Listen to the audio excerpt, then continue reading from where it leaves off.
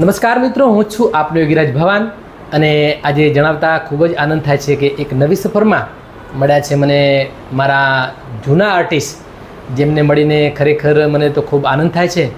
તો એમની જર્ની વિશે જાણવું છે અને એમના નવા કલેક્શન વિશે જાણવું છે. પણ એ પહેલાં મારા દર્શકોને થેન્ક યુ કહીશ. થેન્ક યુ એટલા માટે કે અવિરતપણે તમારો સાથ અને સહકાર જો મળ્યો છે એ બદલ ફરી એકવાર તમારો ખૂબ ખૂબ આભાર. જય માતાજી ગૌતમભાઈ. જય માતાજી ભવાનભાઈ. ખરેખર તો અવારનવાર મળવાનું થાય છે, બરાબર. પણ આજે એક પોડકાસ્ટના માધ્યમથી મળવાનું થયું છે. હા, બરાબર છે. કારણ કે ગુજરાત બહાર ફિલ્મ જગતમાં સારું એવું નામ આજે કહી શકું તો સર પરિચય તો મેં તમારો આપ્યો છે કે ગૌતમભાઈ ચાવડા, એટલે એક સરસ મજાનું ફિલ્મ ઇન્ડસ્ટ્રીનું નામ. બરાબર છે. તો સર મારા દર્શકો ઘણા સમયથી મને કહેતા હતા કે ગૌતમભાઈનું એક પોડકાસ્ટ અમારે જાણવું છે અને ખરેખર એમાં નવા એક જનરેશનમાં એમને સારી એવી ફિલ્મોમાં કામ કર્યા છે. તો દર્શકોને જરા થોડું ફિલ્મો વિશે તમારા માધ્યમથી જણાવો. જય માતાજી દર્શકો, ગૌતમ ચાવડા નામ છે મારું અને જે સરે કહ્યું એ પ્રમાણે તમે જાણો બધું મારા બારામાં. જણાવો, બતાવો સર. ખૂબ સરસ. તો સર હમણાં એક તાજેતરમાં એક નવી ફિલ્મોમાં એક નવા વળાંકમાં તમે ઘણા બધા આર્ટિસ્ટો જોડે કામ કર્યા છે અને ઘણા બધા આર્ટિસ્ટોને કામ એવા કર્યા છે, તો એ કોના શ્રેય જાય છે? એમાં તો એવું છે કે કાફી કામ તો બધા કર્યા, પણ અમને ફિલ્મ લાઇનમાં લાવવાવાળા અમારા રાધાબેન મેડમ હતા. વાહ વાહ, ખૂબ સરસ. અને એમણે જે બી મેં કર્યું છે કામ એ બધું એમને જે જસ જાય છે. બરાબર. કેમ કે એ ના લાયા હોત તો હું અત્યારે ગૌતમ ચાવડા બી ના હોત. ખૂબ સરસ. તો સર હવે મારે થોડું નવી ફિલ્મો વિશે જાણવું છે કે હમણાં તાજેતરમાં તમે ઘણી બધી ફિલ્મો કરી છે અને ઘણા બધા કલાકારો સાથે કામ કર્યું છે. હા સર. તો કોઈ એવી ફિલ્મો મારા દર્શકોને જરા નામ સાથે થોડા જણાવો. એમ નામ સાથેમાં તો એવું છે કે ગુલાબી કરી છે ઉમા કુરેશી સાથે, પછી મિશ્રી કરી ટીકુ તલસાણે હેતુ સર હતા. બરાબર. પછી હું અને તું કરેલી હતી હમણાં લખો સરનામું છે. બરાબર. અને અમુક ફિલ્મના તો નામ આપણને ખબર ના, આપણે તો કામ કરીને બહાર નીકળી જવા વાળા કે અવારનવાર અઢળક કામ કરવાના હોય, એમાં તો બધા તો સજેસ્ટ આપણે ન કરી શકીએ, પણ થોડી ઘણી ફિલ્મોમાં પણ તમે કામ કર્યા છે. થોડી ઘણી મચ્છુ ફિલ્મ કરેલી છે 2 વર્ષ પહેલા, પણ હજુ રિલીઝ થઈ નથી. એમાં પણ સારો એવો મારો રોલ છે. બરાબર. ડાયલોગ્સો બહુ જ આપેલા મને. તો સર એમાં કયો રોલ કર્યો છે તમે? એમાં એવું હતું કે એક લગ્નનો સીન ચાલતો હોય છે અને મહારાજનો રોલ હતો મારો. બહુ કાફી બધા લાંબા ચોડા ડાયલોગો છે. રાત્રે 1:30-2 વાગે શૂટ કરેલું અમે ગાંધીનગર. વાહ વાહ. તો એમાંનો એક ડાયલોગ જે તમારો વધારે પ્રચલિત થયો હોય તો એ તો બહુ લાંબો ડાયલોગ છે સર. પણ એક શોર્ટમાં જરા મારા દર્શકો, કારણ કે ગૌતમભાઈ ચાવડા એક એક્ટરની સાથે સાથે સારું પરફોર્મન્સ પણ આપે છે. હા સર. તો એક નાનો ડાયલોગ તમને જે ગમે. મેં મચ્છુ ફિલ્મ કરેલી, એમાં શોર્ટમાં કહી દઉં છું કે પંચો મહારાજ સુરતા રાખજો ગામ અમદાવાદ સનાતનના મોહનભાઈના સુપુત્ર ચિરંજીવી જીવણ અને ગામ મોરબી લીલાપરના કનુભાઈની સુપુત્રી ચિરંજીવી રમીલાના લગ્નના મામેરાના વધામણા. વાહ વાહ વાહ વાહ. આવા લાંબા 3 ડાયલોગ્સ હતા, પણ અત્યારે એકમાં આપણે પતા આગળ પોડકાસ્ટના માધ્યમથી આપણે શોર્ટમાં બધું ચલાવી લઈશું. તો સર ફિલ્મોની સાથે સાથે તમે સિરિયલોમાં પણ હમણાં નવી બધી સિરિયલોમાં કામ કર્યું છે, તો થોડી સિરિયલોના નામ પણ સજેસ્ટ કરીશું આપણે. કરીએ. એમાં સારામાં સારી ચાલતી હતી મોટી માની નાની વહુ છે. એમાં 3-4 એપિસોડ સારા એવા મળ્યા. બરાબર. હજી સોરઠની મિસિસ સિંઘમ છે, એમાં બી કાફી 10-15 એપિસોડ મળ્યા. 2-3 સિરિયલો કરી છે. ખૂબ સરસ. તમે શરૂઆતમાં જે કામ કરતા હતા એના કરતી નવા વળાંકમાં ફિલ્મોમાં તમે આવ્યા છો, અને જેમ આગળ આપણે વાત થઈ કે રાધા મેમ, એમના સપોર્ટથી તમે અહીંયા સુધી પહોંચ્યા, તો એમના વિશે થોડા 2 શબ્દો મારા દર્શકોને જણાવો. એમ દેખો, એ તો શું છે કે બહુ જ નવા આર્ટિસ્ટો હોય છે, એ લોકોને પણ ચાન્સ આપતા જ હોય છે. બરાબર. હા, અને એમણે કાફી બધાને ચાન્સો આપેલા છે મારા જેવાને કે ભાઈ આ ફિલ્ડમાં લાવવાવાળા એ જતા. પછી બીજા બધા કોર્ડિનેટરો તો મને કામ આપે જ છે. બધાના નામ દઉં તો પછી કોઈ મતલબ નથી. સાચી વાત છે. પણ લાવવા વાળા છે બીજા બધા કોર્ડિનેટરો મને કામ તો આપે જ છે. રેગ્યુલર મારા લાયક હોય કે ભલે છેલ્લી ઘડીએ બી આપે, બરાબર, બોલાઈને, પણ કામ તો આપે છે. પણ લાવવા વાળા રાધા મેડમ હતા. સર ફિલ્મ જગતમાં આવવાનું તમારું માધ્યમ તમારી સમજણથી જ છે, અને આજે એ તમારું સપનું આજે પૂરું થયું છે. તો મેં એવું સાંભળ્યું છે કે નરેશભાઈ ને મહેશભાઈ એ તમને ખૂબ જ અતિ પ્રિય છે? પ્રિય તો પહેલાં પણ હતા, જ્યારે એમને નહોતો મળ્યો ત્યારે, અને મળ્યો ત્યારે બી છું, અને અત્યારે પણ છું ને હંમેશા માટે રહીશ. ક્યાં વાત કે ભાઈ એમના જેવા તો કલાકાર કોઈ આ દુનિયામાં કે આ જગતમાં નહીં થાય. એનું કારણ કે એ ખૂબ જ લોકોને અતિ પ્રિય હતા અને લોકોને ઘણું બધું આપીને ગયા છે. હા, સર. આજે એમની એક્ટિંગ, એમના ડાયલોગ, એમના સોંગ, એમની પિક્ચર, એના થકી નાના કલાકારો આજે સારી એવી રોજીરોટી મેળવી શકે છે. અને લોકો તો એમને ભગવાન, આપણા ગુજરાતમાં તો એ ભગવાન છે આર્ટિસ્ટો માટે. તો સર એમના વિશે શું કહેશો જરા? એમના વિશે તો એવું છે કે જેટલું કહીએ એટલું ઓછું છે. બહુ સારા હતા, સંગીતમાં પણ એમનું એક નંબર નામ હતું, અને એમની એક્ટિંગ જોઈને જ હું અત્યારે હાલ પણ કરું છું. ક્યાં વાત છે. એમના અમુક પિક્ચરો છે કે એમને જ્યારે એક્ટિંગ કરતા જોતો હતો ને, અને એમને જોઈને જ હું એક્ટિંગ શીખ્યો છું.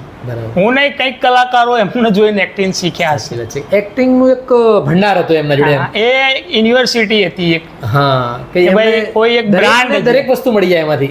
એક બ્રાન્ડ હતી એ ભાઈ, કે ભાઈ આમની સાથે કંઈક ને કંઈક મળશે અમને. આજે દુનિયામાં નથી પણ એમની ઉણપ આજે આપણને વર્તાય છે. પણ સદા માટે ઘણું બધું છોડીને ગયા છે. તો એ લેવલે આજે કોઈ પહોંચવાનું નથી, કોઈ પહોંચવાનું નથી. એના દ્વારા આજે પોતાનું જીવન ગુજરાન ચલાવી શકે ને લોકો સુધી પહોંચી શકે છે. તો સર હમણાં તાજેતરમાં કોઈ નવું કામ હોય તમારા જોડે, એવું કોઈ ખરું? તાજેતરમાં તો કામમાં તો કેવું છે, પિક્ચર શોના તો હોય છે જ, પણ એક પ્રાઇવેટ કંપનીએ એક કલાકારના હિસાબે એક આ મને એવોર્ડ્સ આપેલો છે સર. ક્યાં વાત છે, ખૂબ સરસ. ગૌતમ ચાવડાનો અતિ પ્રિય.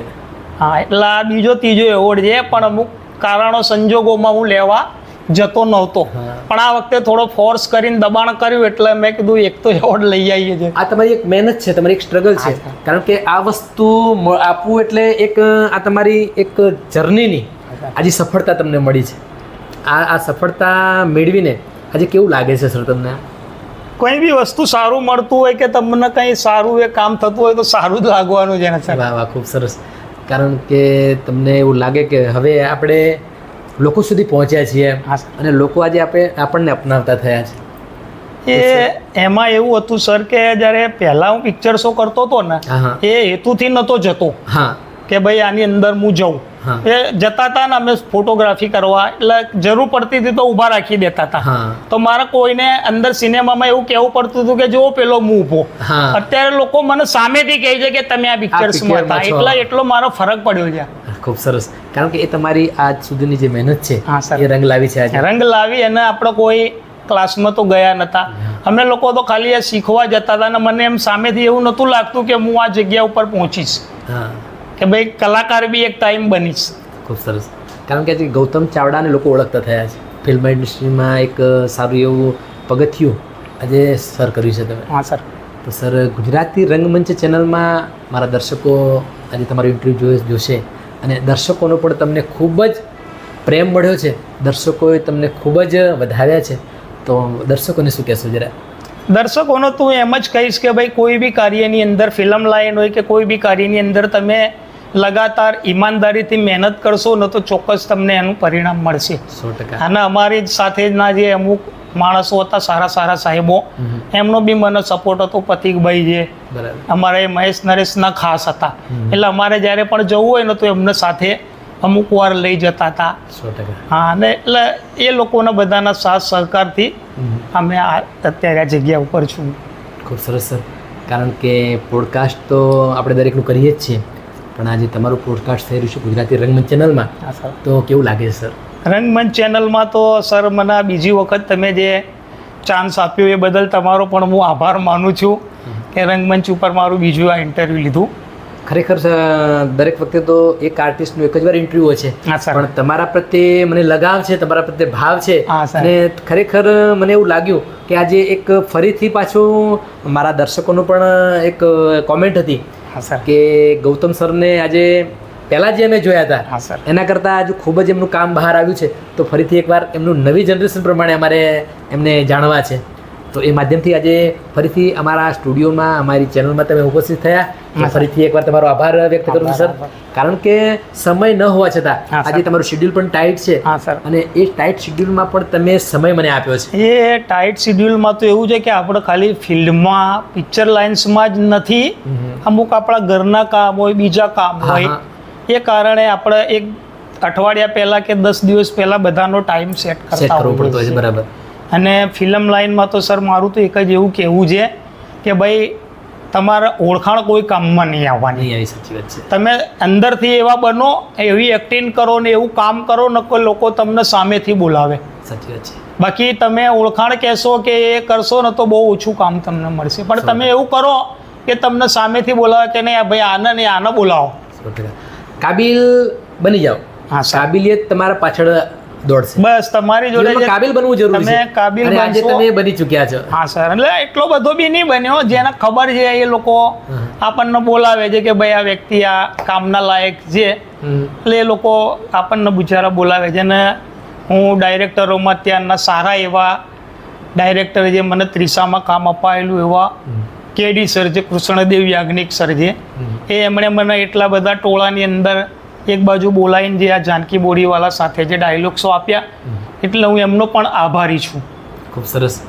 કારણ કે આજે એકબીજાના સપોર્ટથી હા સર. આજે આપણે અહીંયા સુધી પહોંચતા હોઈએ હા છીએ. સર. અને જીવનમાં એક સ્ટ્રગલવાળી લાઈન છે, હા સર. એક ખૂબ જ મહેનતવાળી લાઈન છે જે તમે કરી રહ્યા છો. હા સર. અને પોતાની સફર સુધી તમારું પહોંચવાનું એક સપનું છે સર. તો અમે તો પ્રભુને પ્રાર્થના કરીએ કે હજુ પણ હા સર. ઉત્તરોત્તર તમારી પ્રગતિ થાય, લોકો સુધી તમે ખૂબ જ લોકોના હૃદય, લોકોના મોઢે આજે ગૌતમ ચાવડા એવા લેવલે પહોંચે કે નાનાથી માંડીને મોટા સુધી આજે તમને ઓળખતા થાય. તો મિત્રો, ગુજરાતી રંગમંચ ચેનલમાં આજે ફરીથી એકવાર ગૌતમભાઈ ચાવડા ઉપસ્થિત થયા છે. તો મિત્રો, ખરેખર તો ખૂબ જાણવા અને માણવા જેવા વ્યક્તિ છે અને ખૂબ જ નિખાલસ ભાવ એવા પ્રેમાળ વ્યક્તિ કે આજે આટલે સુધી પહોંચ્યા છે, પણ હજુ પણ પરમાત્મા એમને હજુ આગળ પ્રગતિ કરાવે. તો મિત્રો, આપણી આ ચેનલને લાઈક કરજો, શેર કરજો, કોમેન્ટ કરજો અને સબસ્ક્રાઈબ કરવાનું ન ભૂલતા, જેથી કરીને આવા સરસ મજાના કલાકારો હું તમારા સુધી પહોંચાડી શકું. અને હા, બીજું કે મારો બીજો વિડીયો આવે ત્યાં સુધી ગૌતમભાઈ ચાવડા અને ભવાની યોગીરાજના દરેકને જય માતાજી. જય માતાજી.